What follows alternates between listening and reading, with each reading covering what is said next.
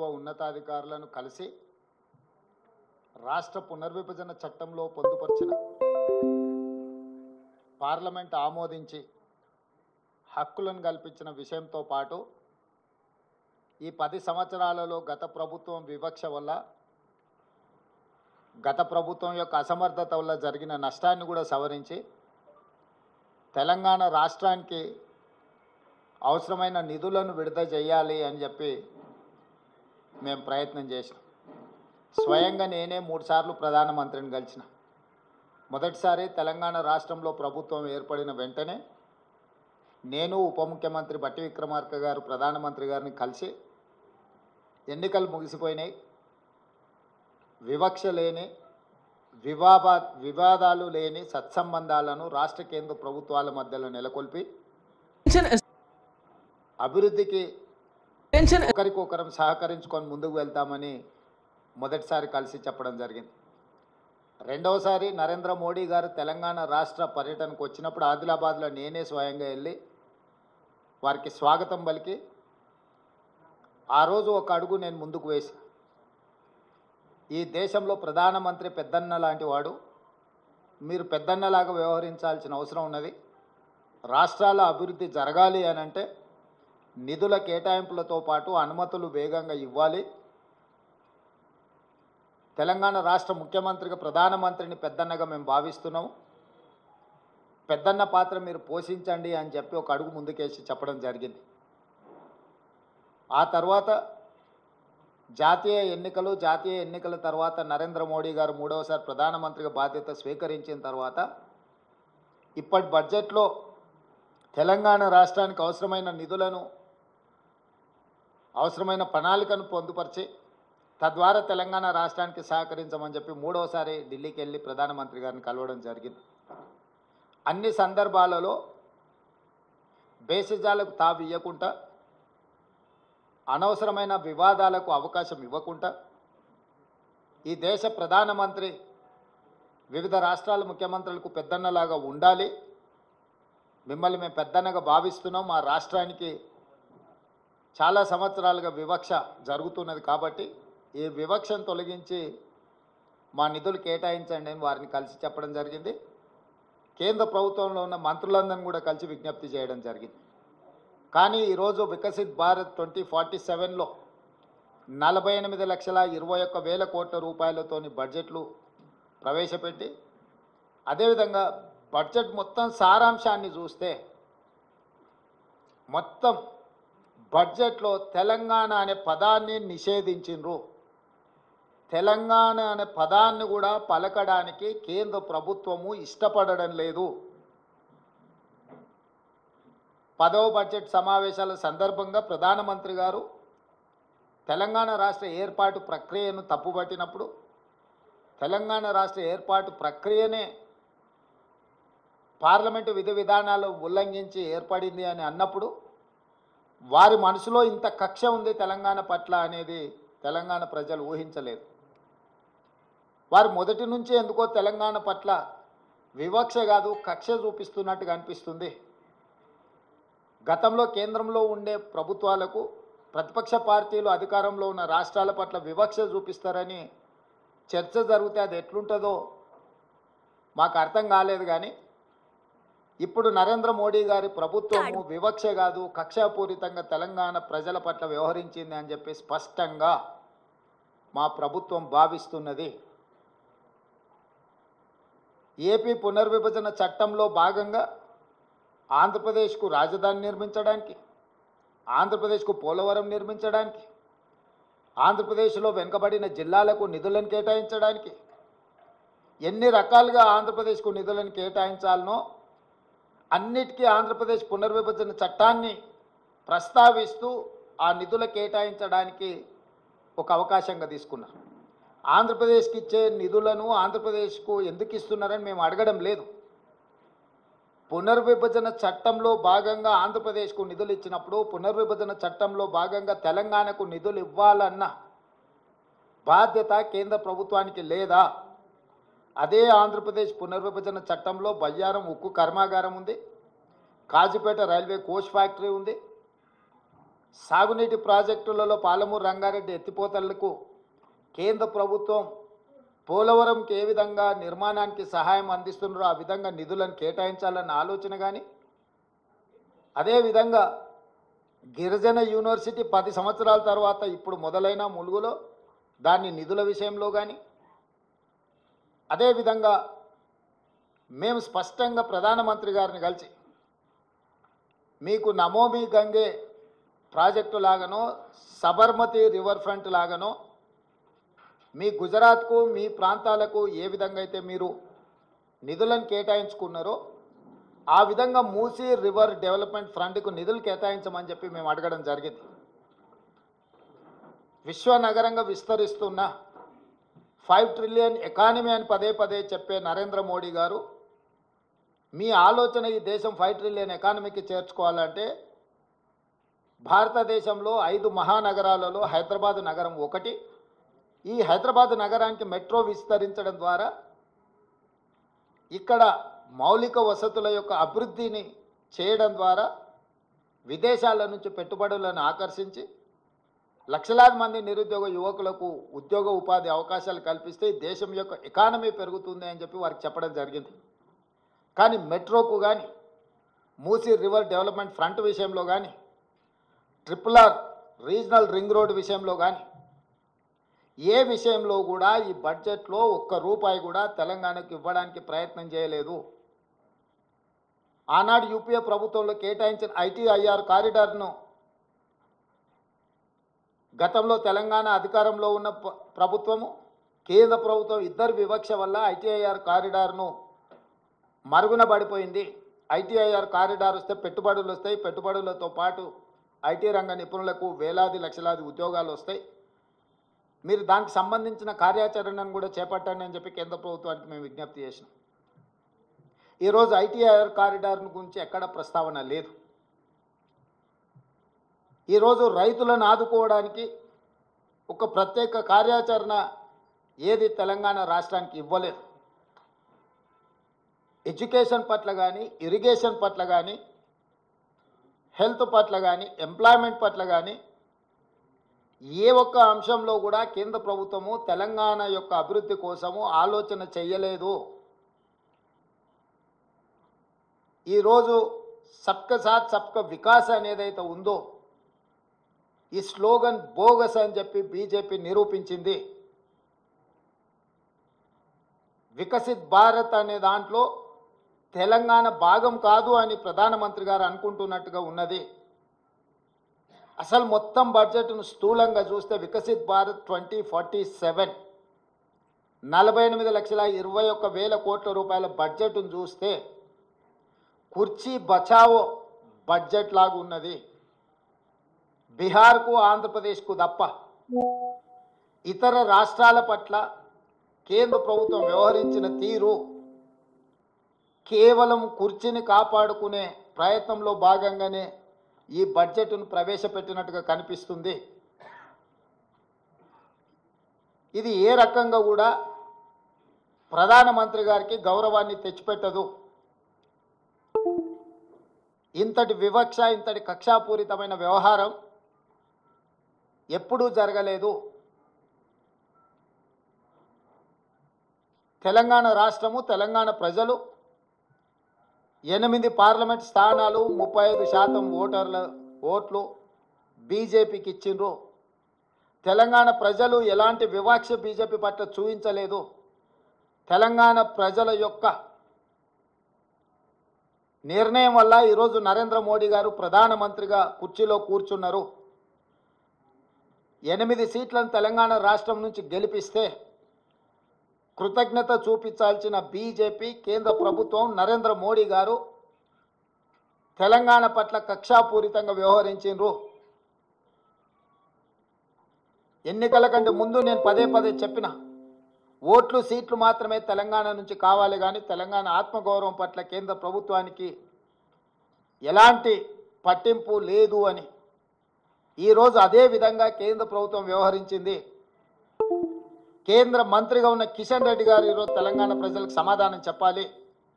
BJP అధ్యక్షుడిగా నరేంద్ర మోడీ గారి మంత్రివర్గంలో యూనియన్ క్యాబినెట్ మినిస్టర్గా కిషన్ రెడ్డి గారు బాధ్యత వహించాలి. తెలంగాణకు జరిగిన అన్యాయానికి తెలంగాణ ప్రజలకు క్షమాపణ చెప్పి తక్షణమే మోడీ మంత్రివర్గం నుంచి తప్పుకోవాలి కిషన్ రెడ్డి గారు. ఇంతటి వివక్ష ఎప్పుడూ జరగలేదు. కేవలం కుర్చీ కోసం మౌనంగా ఉండడం ఇది సమంజసం కాదు. కిషన్ రెడ్డి గారు ఈరోజు తెలంగాణకు బయ్యారం ఉక్కు కర్మాగారం, Kazipet railway coach factory, IIM, ప్రతి రాష్ట్రంలో ఐఐఎం ఉంది.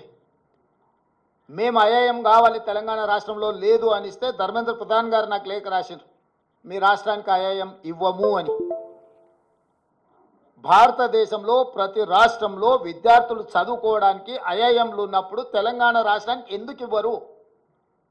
నేను ప్రధానమంత్రి గారిని కలిసి స్వయంగా ఐఐఎంకు లెటర్ ఇస్తే ప్రధానమంత్రి గారు సంబంధిత శాఖ మంత్రికి పంపిస్తే ధర్మేంద్ర ప్రధాన్ గారు నాకు లేఖ రాసిండ్రు 3 రోజుల క్రితం, మీ తెలంగాణ రాష్ట్రానికి ఐఐఎం ఇవ్వము అని. ఎందుకు ఇవ్వరు? ఐఐఎం మనకి ఇవ్వనప్పుడు కిషన్ రెడ్డి గారు ఎందుకు కొనసాగుతున్నాడు కేంద్ర మంత్రిగా?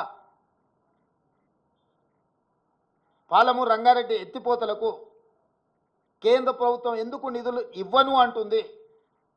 పోలవరం నిర్మాణానికి 1000 కోట్ల రూపాయలు ఇచ్చే కేంద్ర ప్రభుత్వం ఎందుకు పాలమూరు రంగారెడ్డి ఎత్తిపోతలకు కేంద్ర ప్రభుత్వం ఆర్థిక సహాయం చేయనంటుంది? అమరావతి నిర్మాణానికి 1000 కోట్ల రూపాయలు ఇస్తా అంటున్న కేంద్ర ప్రభుత్వం హైదరాబాదు నగరంలో మెట్రో విస్తరణకు కానీ, మూసీ రివర్ డెవలప్మెంట్ ఫ్రంట్కు కానీ, రీజనల్ రింగ్ రోడ్ కోసం కానీ, వరంగల్లో ఆదిలాబాదులో ఏర్పాటు చేయాలనుకుంటున్న ఎయిర్పోర్టులకు ఎందుకు ప్రత్యేకంగా నిధులు ఇవ్వరు అని చెప్పి కేంద్ర ప్రభుత్వాన్ని తెలంగాణ రాష్ట్ర ప్రభుత్వం ప్రశ్నిస్తున్నది. పెద్దన్నగా మేము భావిస్తుంటే మీరు దుర్మార్గంగా వ్యవహరిస్తున్నారు. ప్రధానమంత్రి వివక్ష లేని వికసిత్ భారత్ కోసం ప్రయత్నం చేయాలి, కానీ కేంద్ర ప్రభుత్వం ప్రవేశపెట్టిన బడ్జెట్ బీహార్ ఆంధ్రప్రదేశ్ కోసం ప్రత్యేకంగా ఈ సమావేశాలను ఏర్పాటు చేసి నిధులు కేటాయించినట్టుగా ఉన్నది. కేవలం క్విడ్ ప్రోకో మీరు మాకు మద్దతు ఇవ్వండి ప్రభుత్వాన్ని కాపాడుకోవడానికి, మేము అన్ని రాష్ట్రాలను దోషి మీ రాష్ట్రాలల్లో నిధులు విడుదల చేస్తామనే విధంగా ఉన్నది. అందుకే ఈ బడ్జెట్ కుర్చీ బచావో బడ్జెట్, కుర్చీ లాలూచిలో, ప్రధానమంత్రి లాలూచిలో బీజేపీ తెలంగాణ ప్రజల యొక్క హక్కులను, తెలంగాణ రాష్ట్ర అభివృద్ధిని కాలరాస్తున్నది. ఇది ఏమాత్రం ఇక్కడి ప్రజలు సహించరు, మా ప్రభుత్వం ఊరుకోదు. మా నిరసనను తప్పకుండా పార్లమెంట్ బడ్జెట్ సమావేశాలలో మా పార్లమెంట్ సభ్యులు ప్రధానమంత్రికి తెలియజేస్తారు. 8 మంది ఎంపీలను బీజేపీకి ఇస్తే మౌనంగా ఉండొచ్చేమో, బానిసలుగా తల వంచుకొని మోడీ ముందు నిలబడి ఉండొచ్చేమో, కానీ కాంగ్రెస్ నుంచి గెలిచిన 8 మంది పార్లమెంట్ సభ్యులు మిగతా పార్లమెంట్ సభ్యులను అందరిని కూడా సమన్వయం చేసుకొని తెలంగాణ ప్రజల యొక్క హక్కుల కోసం ఖచ్చితంగా పార్లమెంట్లో నిరసన తెలుపుతారు. ఆంధ్రప్రదేశ్ పునర్విభజన చట్టము అని అంటే కేవలం ఆంధ్రప్రదేశ్కే నిధుల విడుదల కాదు. ఆంధ్రప్రదేశ్ పునర్విభజన చట్టం అనేది తెలంగాణ రాష్ట్రానికి కూడా వర్తిస్తుంది. ఇది అవగాహన రాహిత్యమా, కక్షాపూరితమైన వివక్షణ? బీజేపీ నాయకత్వం చెప్పాలి తెలంగాణ ప్రజలకు సమాధానం. మేము ఎంత ఫ్రెండ్లీగా ఉండడానికి ప్రయత్నం చేసినా, ఎంత కేంద్ర ప్రభుత్వం నుంచి సహకారాన్ని పొందాలని మేము చేస్తున్న ప్రయత్నాలు ఏవి ఇది తెలంగాణ ప్రజల చేతగానితనం కాదు, ఇది తెలంగాణ ప్రజల యొక్క మంచితనం. అందుకే సవరించిన బడ్జెట్లోనైనా నిర్మలా సీతారామన్ గారికి అవకాశం ఉంది. బడ్జెట్ను సవరించి బయ్యారం ఉక్కు కర్మాగారం, Kazipet railway coach factory, Palamuru Rangareddy ఎత్తిపోతల సాగునీటి ప్రాజెక్టుకు అవసరమైన నిధులు, మూసీ రివర్ డెవలప్మెంట్ కోసం గోదావరి జలాలను తీసుకొచ్చి ఉస్మాన్ సాగర్, హిమాయత్ సాగర్కి అనుసంధానం చేయడానికి అవసరమైన నిధులను, మూసీ రివర్ ప్రాంతాన్ని, పరివాహక ప్రాంతాన్ని, కలుషితమైన ఈ నగరాన్ని ఈ కాలుష్యం నుంచి కాపాడడానికి అవసరమైన నిధులను, మెట్రోను విస్తరించడానికి అవసరమైన నిధులను, ఫార్మా రంగంలో ఫార్మా విలేజ్లను ఏవైతే నిర్మించాలనుకుంటున్నామో దానికి సంబంధించిన ఇన్ఫ్రాస్ట్రక్చర్ కోసం అవసరమైన నిధులను సవరించిన బడ్జెట్లో పెట్టి వ్యవహరిస్తున్న విధానాన్ని మార్చుకొని కక్షలు వివక్షలు పక్కన పెట్టి తెలంగాణ రాష్ట్ర అభివృద్ధికి సహకరించాలి. అట్లా కాకుండా వ్యవహరిస్తే భారతీయ జనతా పార్టీకి తెలంగాణ రాష్ట్రంలో నూకలు చెల్లినట్టే. ఉపన్యాసాలు ఇవ్వడం కాదు కిషన్ రెడ్డి గారు, ఢిల్లీ నుంచి ఏం నిధులు తెచ్చినావు ప్రజలకు జవాబు చెప్పు. మీ చేతగానితనం, మీ బలహీనత, మీ మౌనము, మీ బానిస మనస్తత్వము తెలంగాణకు తీరని అన్యాయం చేస్తుంది. మోడీ గారు ప్రధానమంత్రి పదవి కోసము 48,21,000 కోట్ల రూపాయలను బీహార్కు ఆంధ్రప్రదేశ్కు తాకట్టు పెట్టినట్టు కేంద్ర మంత్రి పదవి కోసం కిషన్ రెడ్డి తెలంగాణ హక్కులను మోడీ గారి దగ్గర తాకట్టు పెట్టి తెలంగాణకు అన్యాయం చేస్తున్నాడు. అందుకే రేపటి జరగబోయే శాసనసభ సమావేశాలలో ప్రశ్నోత్తరాల సమయం పూర్తి అయిన వెంటనే మా లెజిస్లేటివ్ అఫైర్స్ మినిస్టర్ మిత్రుడు శ్రీధర్ బాబు గారికి నేను సూచన చేస్తున్నా, ఈ వివక్షను, ఈ కక్షాపూరితమైన వ్యవహారాన్ని తిరస్కరిస్తూ తెలంగాణ హక్కులను కాపాడడానికి శాసనసభలో చర్చించి తీర్మానం చేసి అధికారికంగా ప్రధానమంత్రి గారికి తెలియజేయడానికి అవసరమైన అన్ని రకాల చర్యలను రేపు శాసనసభలో మీరు బాధ్యత తీసుకొని క్వశ్చన్ అవర్ తర్వాత దీని మీద చర్చకు ఉపక్రమించండి అని చెప్పి మా సహచర మంత్రుడికి నేను సూచన చేస్తున్నా. ఈ వివక్ష మంచిది కాదు. ఈ వివక్షనే తెలంగాణ రాష్ట్రం అవతరించడానికి, ఈ వివక్షనే ఇతరుల యొక్క ఆధిపత్యం మీద ప్రజలు ఇచ్చిన తీర్పు, ఈ రాష్ట్ర ప్రజలు ఇచ్చిన తీర్పు 2023. మళ్ళీ మీరు తెలంగాణ ప్రజలను మళ్ళొకసారి కార్యాచరణ చేపట్టే విధంగా మాకు తప్పని పరిస్థితి కల్పించవద్దు అని చెప్పి ప్రధానమంత్రి గారికి నేను విజ్ఞప్తి చేస్తున్నా. భారతీయ జనతా పార్టీ 8 మంది పార్లమెంట్ సభ్యులకు కూడా నేను సూచన చేస్తున్నా. అదేవిధంగా ఎంఐఎం పార్లమెంట్ సభ్యుడు కూడా నేను విజ్ఞప్తి చేస్తున్నా. కాంగ్రెస్ పార్లమెంట్ సభ్యులతో పాటు తెలంగాణ పార్లమెంటు 17 మంది సభ్యులు రాజ్యసభలో ఉన్న వాళ్ళు కూడా ఈ అవసరమైన నిరసన కార్యక్రమానికి సహకరించాలి. మీ చిత్తశుద్ధిని నిరూపించుకోవాలి. రాష్ట్రం యొక్క హక్కులను, రాష్ట్రం యొక్క అనుమతుల కోసం రాజకీయాలకు అతీతంగా అందరం కలిసికట్టుగా నిలబడి కొట్లాడాల్సిన సమయం, సందర్భం వచ్చింది. కాబట్టి ఈరోజు తెలంగాణ రాష్ట్రానికి బడ్జెట్లో తీరని అన్యాయం జరిగింది. నరేంద్ర మోడీ గారు వివక్షపూరితంగా కక్షా సాధింపు చర్యలకు పాల్పడుతున్నాడు తెలంగాణ ప్రజల పట్ల. దీన్ని తీవ్రంగా కాంగ్రెస్ పార్టీ, మా ప్రభుత్వము ఖండిస్తుంది. దీనికి సంబంధించిన కార్యాచరణ అటు పార్లమెంటులోనూ ఇటు శాసనసభలోనూ తప్పకుండా నిరసన కార్యక్రమం చేపట్టడం జరుగుతుంది.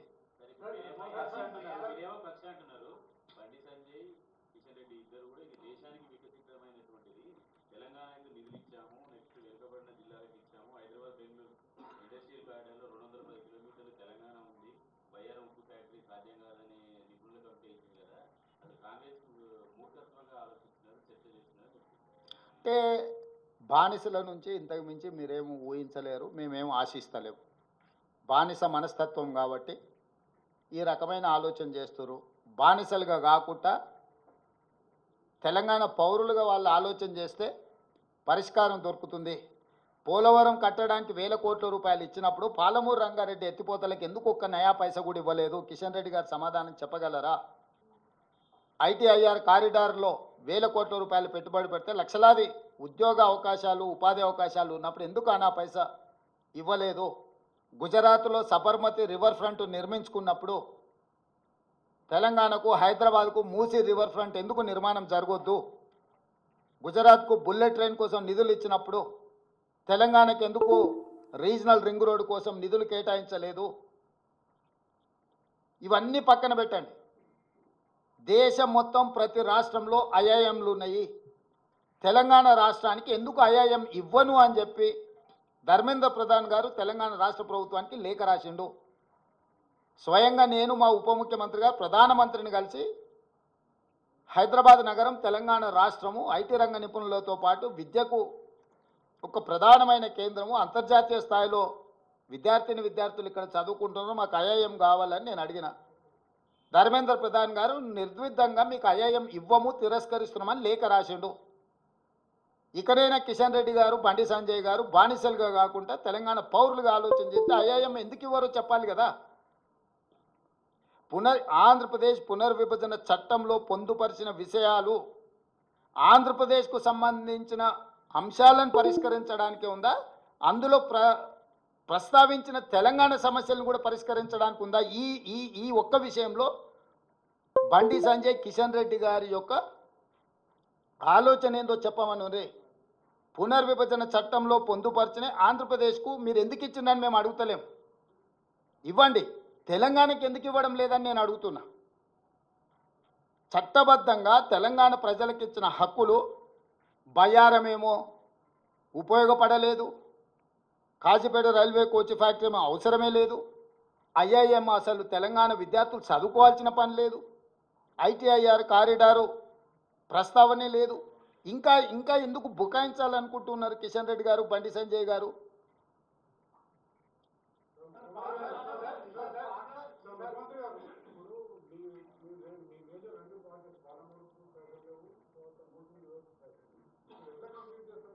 డెఫినెట్గా చేస్తాం. మా ప్రణాళికలు మాకు ఉంటాయి. దయాదాక్షిణ్యాల మీద ఈ రాష్ట్రం ఏర్పడి లేదు. మా సొంత ఆలోచనలు, విధానాలు, నిధుల సేకరణకు అవసరమైన కార్యాచరణ మా దగ్గర ఉంది. కానీ మా లెజిటిమేట్ రైట్ కేంద్ర ప్రభుత్వం నుంచి మా హక్కుల కోసం మేము కొట్లాడుతున్నాము. మా హక్కును కాలు రాయడము, మా పట్ల వివక్ష చూపించడము, మా పట్ల కక్షాపూరితంగా వ్యవహరించడాన్ని మేము నిరసన తెలుపుతున్నాము.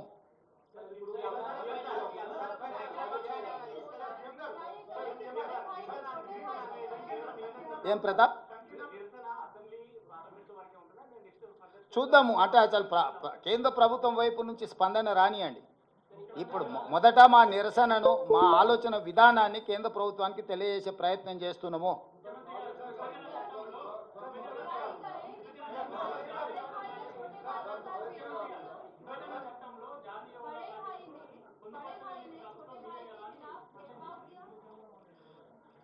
हम लोग समझ रहा है प्रधानमंत्री हर प्रदेश के मुख्यमंत्री का बड़ा भाई, मगर बड़ा भाई जो कुर्सी पे बैठा है वो बड़ापन नहीं दिखा रहा है.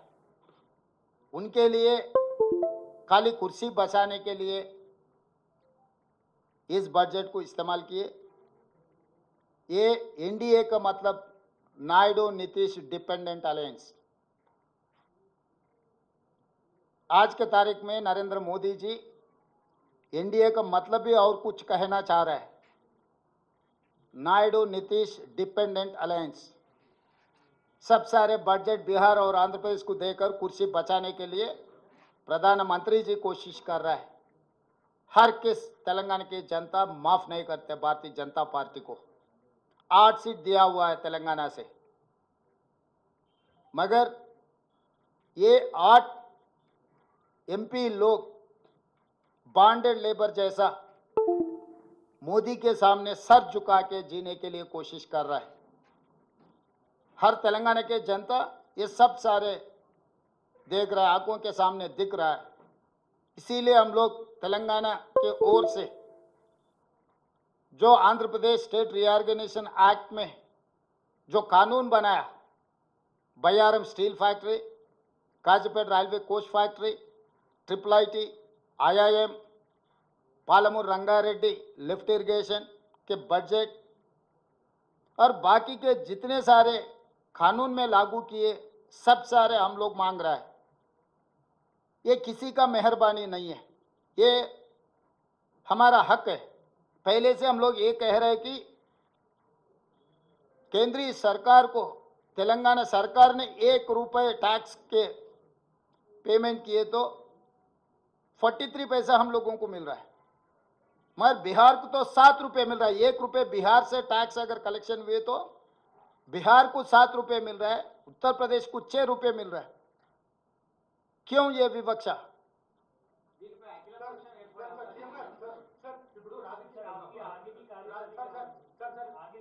हाँ, इसीलिए हमारे जो 8 लोग तेलंगाना के एमपी है कांग्रेस पार्टी के, बाकी के सहयोगी को समन्वय कर लेके हम लोग जो कार्याचरण लेना है लोकसभा में ही लेंगे। प्रधानमंत्री महोदय को हम दिखाएंगे ये विकसित भारत नहीं है, ये सबके साथ सबका विकास नहीं है, कुछ लोगों के साथ विकास। वो विकास इसीलिए किसी के लिए कुर्सी बचाने का काम में लग गए, किसी ने माल उठाने में लग गए।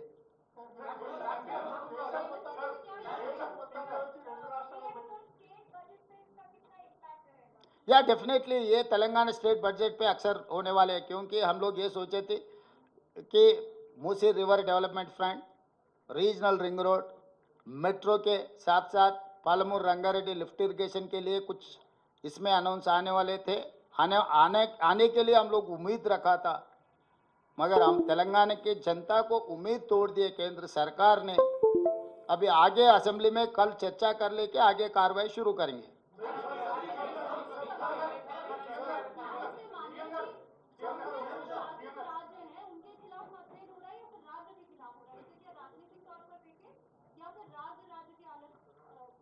नहीं, अभी कुर्सी बचाने में लग गए, ये कुर्सी बचाओ बजट, इसीलिए बिहार आंध्र प्रदेश को ज़्यादा दे दिए कि अभी ये NDA dependent on Bihar and Andhra Pradesh.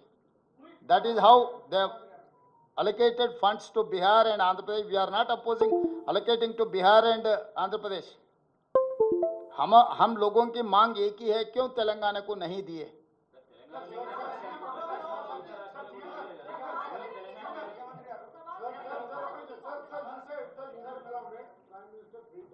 Yes. So everything, whatever I have spoken. Yeah, definitely where they have through act, we have got some assurances.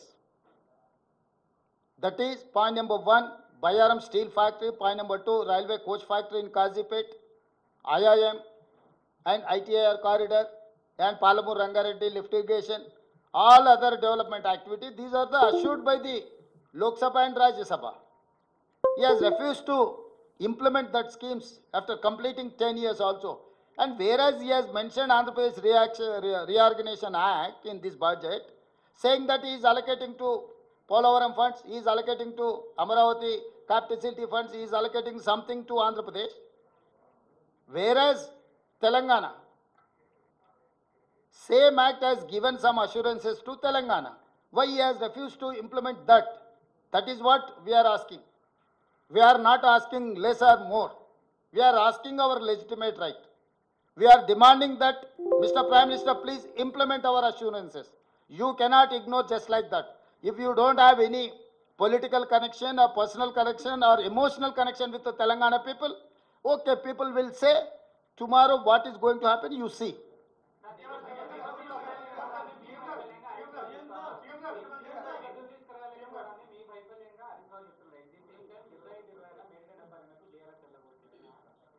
ఇక ఇప్పుడు వాళ్ళ గురించి ఎందుకు, చచ్చిపోయిన పాముల గురించి మనం చర్చ చేసుకున్నా కూడా ప్రయోజనం లేదు. ఇప్పుడు తీసుకోవాల్సిన కార్యాచరణ మీదనే మనం చర్చ చేద్దాము.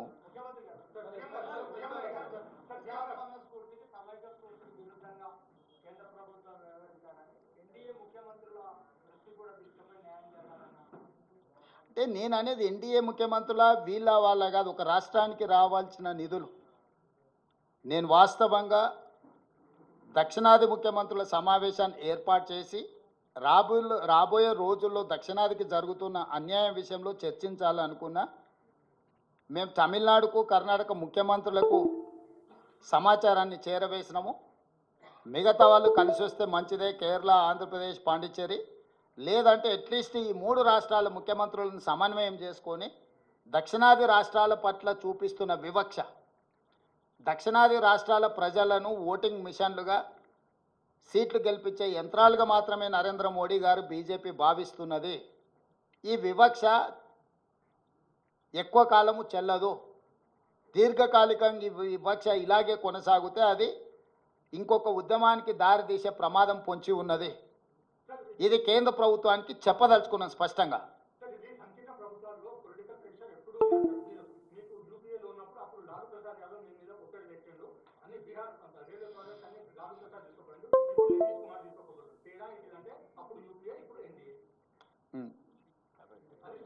Good question.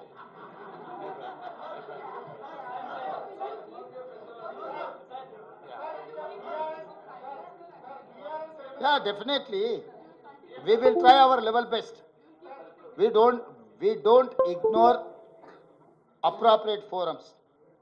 Prime Minister is the important person or responsible person to sanction budget or permissions. Definitely we will try our level best to reach our goal.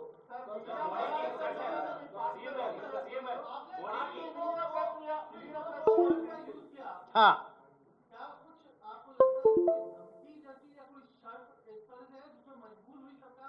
Sanjay ji, हमारा मतलब क्विड प्रोको के मतलब है कुर्सी बचाने के लिए नजराना दे रहा है बिहार। ये मैं इसीलिए कहा एनडीए का मतलब नायडू नीतीश डिपेंडेंट अलायंस। सो प्रधानमंत्री कुर्सी बचाने के लिए बिहार और आंध्र प्रदेश को ज़्यादा पैसे देने के लिए कोशिश कर रहा है। This is called quid pro quo. तो इसीलिए हम लोग ये कह रहे हैं कि हम लोग खामोश बैठने वाले नहीं हैं। हम इन लोगों में नहीं है कि मोदी जी के सामने, केंद्र सरकार के सामने सर झुककर बैठने वाला नहीं है। हम लोग जो हक है, हक के लिए हम लोग लड़ेंगे।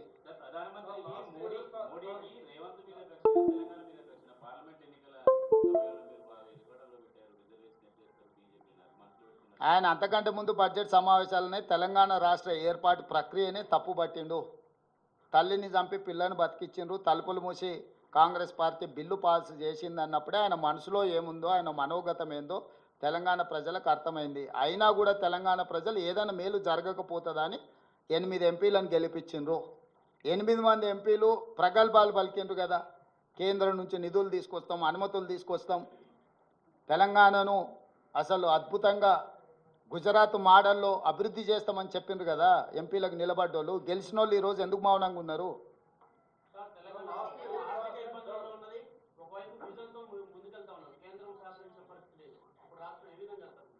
ఖచ్చితంగా విజన్తోనే వెళ్తాం ముందుకు. ఇప్పుడు కేంద్ర బడ్జెట్ గురించి మాట్లాడుకుందాం.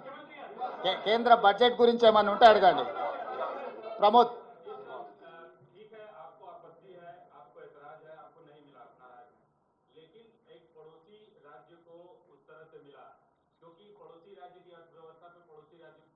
फायदा होता है, जैसा तेलंगाना से आंध्र पे कुछ लोग डिपेंडेंट है, वहाँ की इकोनॉमी उस पर डिपेंड करती है। तो क्या आप उस लिहाज से आप हटा दीजिए तेलंगाना, आप एक मुख्यमंत्री के तौर पे, तेलंगाना के नागरिक के तौर पे आप अपना कंसर्न जता चुके हैं, लेकिन आंध्र प्रदेश को जो मिला है उसको आप कैसे देखते हैं? क्योंकि 10 सालों से आंध्र बाइफर्केशन के बाद आंध्र प्रदेश के साथ क्या हुआ ये एक्सप्लेन करने की जरूरत नहीं है, लेकिन वो मिला है उसको आप वेलकम करते हैं कि नहीं? प्रमोद जी, मैं मेरी बात साफ आपके सामने रख चुका है। Andhra Pradesh reorganisation act for Andhra Pradesh as well Telangana. तो आंध्र प्रदेश रीऑर्गेनाइजेशन एक्ट को पढ़ने में ही गलती कर रहे। पूरा निर्मला सीतारामन जी का जितने भी पेजेस बजट रख चुकी है पूरा देखो, कहीं तेलंगाना के शब्द भी नहीं है। इतना विवक्षा क्यों तेलंगाना के खिलाफ? तेलंगाना के नाम लेने के लिए भी मोदी जी सरकार तैयार नहीं है। क्यों 8 एमपी दिए हम लोग, इसीलिए आप लोग तेलंगाना के नाम भी लेने के तक अब तैयार नहीं है। ये गलत है। नहीं भाई, आंध्र प्रदेश को देने दो, बिहार को देने दो, और कोई प्रदेश राज्य को देने दो, हमको कोई एतराज नहीं, हमको कोई आपत्ति नहीं है। बगल में क्यों दिए, ऐसे विवक्षा की बात हम लोग नहीं कहते। हमारा हक हम मांग रहा है। हमारा हक मोदी जी या भारतीय जनता पार्टी ने नहीं छीन ले सकते। हमारे हक के लिए हम लोग लड़ रहा है।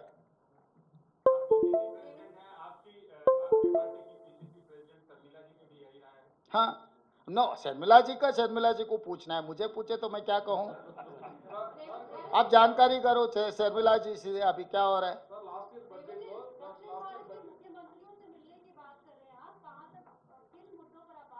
सब साउथ के reorg delimitation of parliament seats, budget allocation, other permissions जितने बीमारू स्टेट्स को दे रहे, बिहार, मध्य प्रदेश, उत्तर प्रदेश, राजस्थान, जो इलाके को, जो राज्यों को जो पैसे मिल रहा है, साउथ को क्यों नहीं मिल रहा है। ये विवक्षा के खिलाफ हम लोग लड़ना चाह रहे हैं। इसीलिए हम लोग ये कोशिश करेंगे कि तमिलनाडु को और कर्नाटक को आगे जो जो हमारे साथ में आएंगे, सब लोगों को साथ में लेकर आगे चलाने के लिए हम कोशिश करेंगे।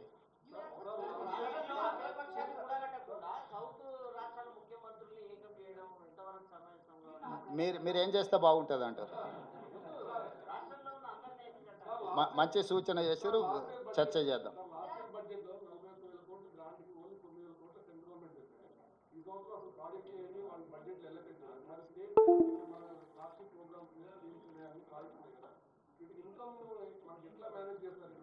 శ్రీనివాస్ గారు, మీరు అర్థం చేసుకోండి, మనం ఇప్పుడు హక్కుల కోసం మాట్లాడుతున్నాం.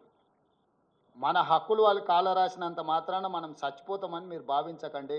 బ్రతికుండడం ఎలాగో, అభివృద్ధి చెందడం ఎలాగో మాకు తెలుసు. 75 సంవత్సరాలలో దాదాపుగా 50 సంవత్సరాలుగా పైగా ఎన్నో వివక్షల్ని, ఎన్నో విపత్కర పరిస్థితులను ఎదుర్కొని పరిపాలనను అందించి దేశాన్ని ఆర్థిక సంక్షోభం నుంచి అభివృద్ధి పదం వైపు నడిపించింది కాంగ్రెస్ పార్టీ.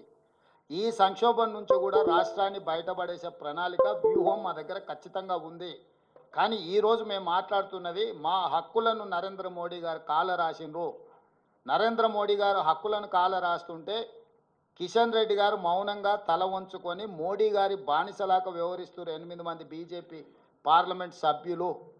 ఈ విషయాన్ని మీకు తెలంగాణ ప్రజలకు వివరించడానికి పత్రికా సమావేశం ఏర్పాటు చేయడం జరిగింది. దీనికి సంబంధించి రేపు శాసనసభలో పూర్తి స్థాయిలో చర్చకు పెడతాము. ఇంతకుముందు మిత్రులు అడుగుతున్నారు కదా, ఎవరు అందరినీ కూడగట్టాలని.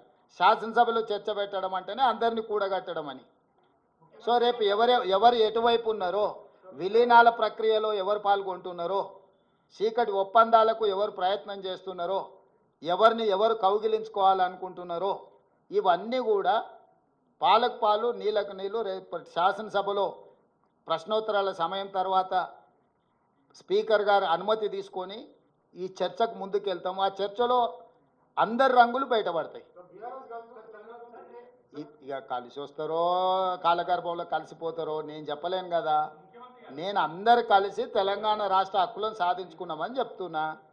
సభలో వాళ్ళ విధానం ఏందో వాళ్ళు చెప్పనియండి.